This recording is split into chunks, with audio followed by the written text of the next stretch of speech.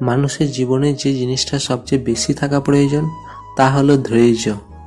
কারণ ভালো সময়কে পার করার জন্য মানুষের ধৈর্যের প্রয়োজন, আবার খারাপ সময়কে কাটিয়ে ওঠার জন্য মানুষের ধৈর্যের প্রয়োজন।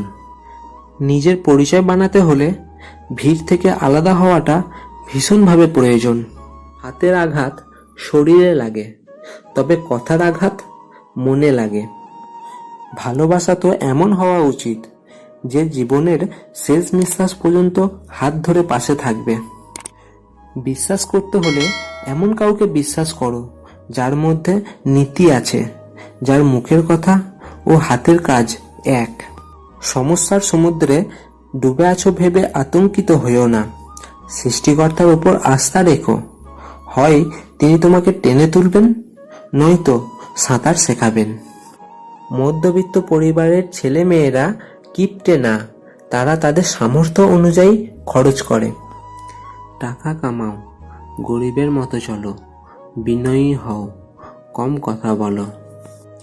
কিছু ভুল শুধু ভুল নয়, আমৃত্যু আফসোস, আমৃত্যু দীর্ঘশ্বাস। রাজনীতি একটা খেলা, চালাক লোকেরা খেলে আর মূর্খরা দিনভর সেটার চর্চা করে। জীবনের আসল শিক্ষা হলো কোথায় থামতে হবে সেটা জানা, আর কোথা থেকে নিজেকে সরিয়ে নিতে হবে সেটা বোঝা। কারো খারাপ পরিস্থিতি দেখে তার সুযোগ নিও না। সময়ের পরিবর্তনে তুমি তার চেয়েও খারাপ পরিস্থিতিতে যেতে পারো। যে ঠকে সে কাঁদে, এমনকি যে ঠকায় সেও কাঁদে। পার্থক্য শুধু দুদিন আগে আর দুদিন পরে।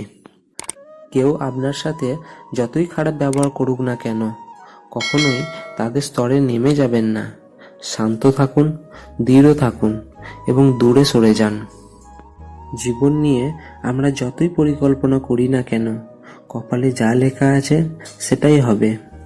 যদি তুমি সত্যিই কারোর সাথে সম্পর্ক ভালোভাবে বজায় রাখতে চাও, তাহলে তুমি সবসময় সেটাই বিশ্বাস করো যেটা তুমি তার সম্পর্কে জানো, সেটা নয় যেটা তুমি অপরের মুখ থেকে শোনো। মানুষ হতে গেলেই ঝামেলা, অমানুষের কোনো দুঃখ থাকে না। শত শত আঘাতের পরেও মুখে হাসি রেখে পথ চলার নামই জীবন। আজ যে তোমাকে অবহেলা করছে, ধৈর্য ধরো, একদিন তোমাকেই তার বেশি প্রয়োজন হবে। কোনো নারীর সবচেয়ে বড় নিরাপত্তা হচ্ছে তার নিজের কিছু টাকা থাকা।